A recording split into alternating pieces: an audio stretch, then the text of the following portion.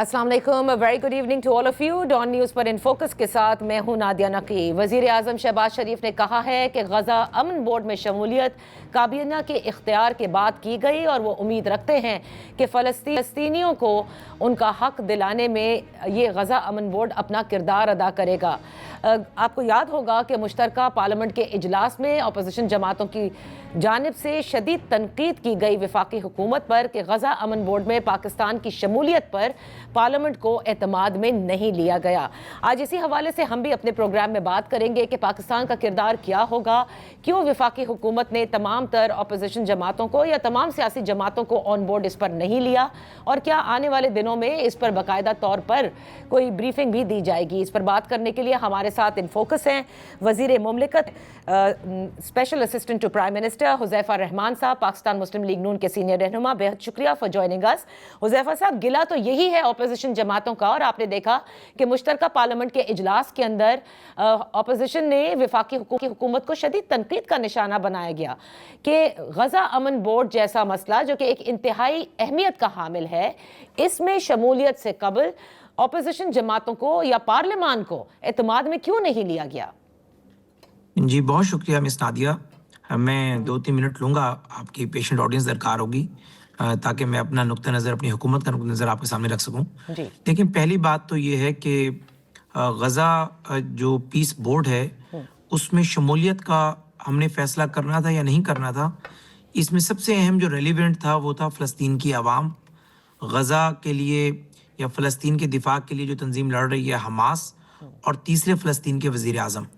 आपने देखा कि 4 दिन कबल जिस तरीके से फ़लस्तीन के वज़ीर आज़म ने हमारे वज़ीर आज़म का शुक्रिया अदा किया जी, और उन्होंने हमारी काविशों को सराहा, तो ये इस बात की गमाज़ी करता है कि जो गज़ा पीस बोर्ड है उसमें हमारी शमूलियत, और उससे पहले 4 या 5 माह कबल जब डोनाल्ड ट्रंप के पास दीगर 8 इस्लामी ममालिक जिनमें सऊदी अरेबिया भी था, टर्की भी था, कतर भी था, और तैयब एर्दोगान साहब खुद आए हुए थे और वो शरीक हुए, और उसके बाद जंग बंदी हुई और एक सीज़ फायर हुआ, और आपने देखा कि जो पिछले 3 साल से फ़लस्तीनियों की नस्ल कुशी थी उसका सिलसिला रुका उस एक एफर्ट या उस एक अटेम्प्ट से। तो हमारा जो अव्वलीन मकसद ये था कि एक तो फ़लस्तीन के अंदर अमन कायम हो, लेकिन अमन से कबल जो नस्ल कुशी की जा रही है वहाँ पर, ख़ास तौर पर गज़ा में कारपेट बमिंग की गई, गज़ा को सफ़े हस्ती से मिटाने की कोशिश की गई। बेसिक वहाँ पर सहूलियात नहीं है इस वक्त, वहाँ पर शेख उर्दनोश की चीज़ें नहीं पहुँच रही। लोग जो है कुछ जो बम्बारी से मरे, बम्बारी से मर गए, जो सर्वाइव किया वो बीमारियों और भूख से मर रहे थे, अद्वियात नहीं थी। तो हमारी उस एफर्ट के बाद क्या हुआ कि सीज़ फायर हुआ, उसके बाद हमने इस लेकिन मुकम्मल सीज़ फायर नहीं हुआ हुज़ैफा साहब। मैं मुकम्मल कर लूँ जी, बात मुकम्मल कर लूँ।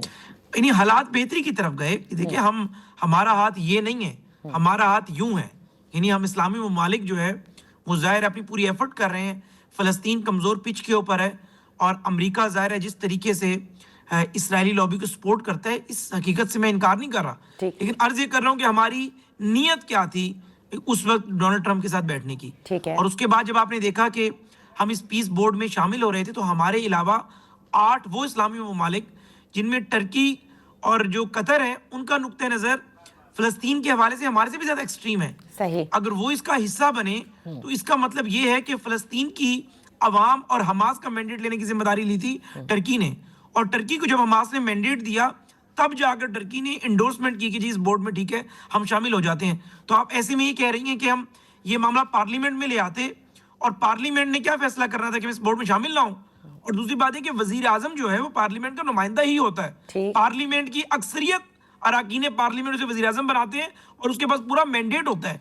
लेकिन यहाँ वजह ये थी कि आपको याद होगा कि 2014-15 में जब यमन में फौज भेजनी थी सऊदी अरब के साथ, हम बार बार आप दोस्तों ने कहा कि पार्लियामेंट में लेकर आए, हम वो मामला पार्लियामेंट में लेकर आए, लेकिन इट इज़ वेरी अनफॉर्चुनेट ये सबके लिए, नून के लिए भी, पीपी के लिए भी और पीटीआई के लिए भी, कि आपके कुछ अरकान पार्लियामेंट इतने इमेच्योर होते हैं, वो असम्बली में ऐसी बातें कर जाते हैं कि उसके बाद आपको याद होगा कि सऊदी अरब और पाकिस्तान के ताल्लुकात के हवाले से जो भी चीज़ें हुई बड़ी मुश्किलात का हमें सामना करना पड़ा।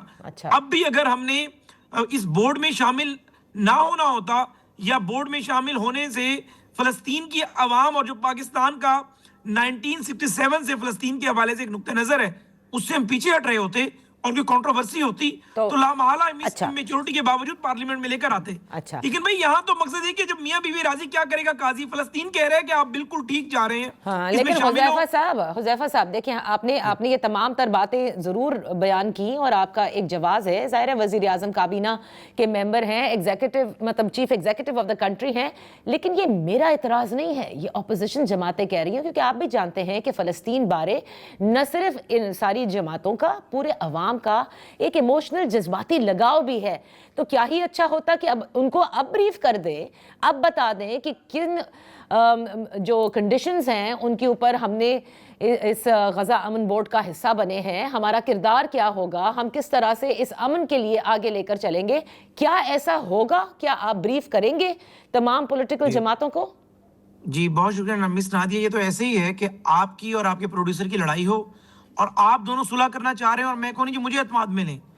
اور بھائی جب فلسطین کی عوام, حماس اور فلسطین کا وزیر اعظم 4 دن پہلے آپ کے وزیر اعظم کا شکریہ ادا کر رہے ہیں کہ جو آپ نے ایفرٹس کی, جو کوششیں کی, میں اسے سراہتا ہوں. لیکن وہ بورڈ کا حصہ نہیں ہے, لیکن وہ بورڈ کا حصہ نہیں ہے. وہ آپ کو بتا رہا ہوں. اب وہ بھی چونکہ اگر میں کسی انٹرنیشنل چینل پہ بیٹھا تو میں بات کبھی نہ کرتا, چونکہ اس سے ذرا فلسطین کا جو انٹرنل نقطہ نظر ہے وہ متاثر ہوتا ہے. میں اس پہ آ رہا ہوں کہ وہ کیوں نہیں ہے. بہت امپورٹنٹ بات ہے یہ, تاکہ آپ کو بھی میں معلومات یہ فراہم کرنا چاہوں گا. پہلی بات تو یہ کہ جب انہیں اعتراض نہیں تھا تو ظاہر ہے یہ معاملہ ایک غیر ضروری بحث میں جاتا کہ ہم اسے پارلیمنٹ میں لے کر آئے. ہم نے تو وہی کرنا ہے جو فلسطین چاہتا ہے, جو حماس چاہتا ہے, جو فلسطین کی عوام چاہتی ہے, یا دیگر ہمارے وہ برادر اسلامی ممالک جو کہ فلسطین کے ساتھ بارڈر شیئر کر رہے ہیں, وہ جو کام کر رہے ہیں. اب بات یہ ہوئی کہ کیا ہم اس کو بالکل جو غزہ پیس بورڈ کا جو ایس او پی ہوگا یا جو اس کا جو ہے مینڈیٹ ہوگا, تو بیسیکلی وہ بالکل ایک پبلک ڈاکومنٹ ہے, اس کے اوپر بہت کچھ چھپ چکا ہے. ٹھیک ہے, اس میں اگر آپ نیٹی گریٹی میں جانا شروع ہو کہ جی کیا حماس کو ڈی ویپنائز کیا جائے گا, بھائی پہلے مثبت باتیں تو سوچ لیں. گلاس آدھا خالی تو کہہ رہے ہیں, گلاس آدھا بھرا ہوا بھی ہے.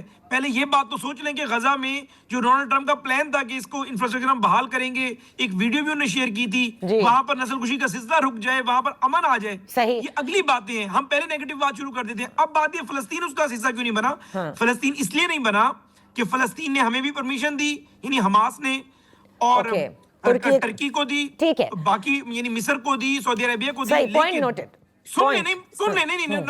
اصل معلومات آپ کو بھی دینی ہے. بیسیکلی اس بورڈ کے اندر اسرائیل موجود ہے, اور فلسطین کا نقطہ نظر یہ ہے کہ اسرائیل کی جو حدود و قیود ہیں وہ 1967 سے پیچھے جائیں, اور جو اسرائیل اصل ہے یہ بھی فلسطین کا حصہ ہے. اگر فلسطین کا وزیر اعظم بھی اس بورڈ میں بیٹھ جائے پھر تو مسئلہ ہی مک جائے گا, پھر تو اس کا مطلب ہے اسرائیل کو وہ تسلیم کر لیں گے. اب ہم کیوں بیٹھے, آپ کا فورن ڈیویس ایڈوکیٹ ایک کوسچن ہوگا. ہم اس لیے اس بورڈ میں بیٹھے کہ ہمارے لیے انسانی جانوں کو بچانا تھا, ہمارے لیے اسرائیلی کارنٹ بمنگ کو روکنا تھا, بالکل صحیح ہے. غزہ میں نسل کشی کو روکنا. چلیں اب اس ڈیسیشن کے بعد یہ دیکھنا ہے کہ فلسطینیوں کو عزت اور وقار کے ساتھ جو حقوق دلانے ہیں اس میں یہ بورڈ, ہم تو دعا کریں گے کہ کامیاب ہو, کیونکہ انہوں نے بہت بھگتا ہے. یہاں وقت ہوا ہے ایک بریک کا. بریک کے بعد ہم اپنی گفتگو جاری رکھیں گے.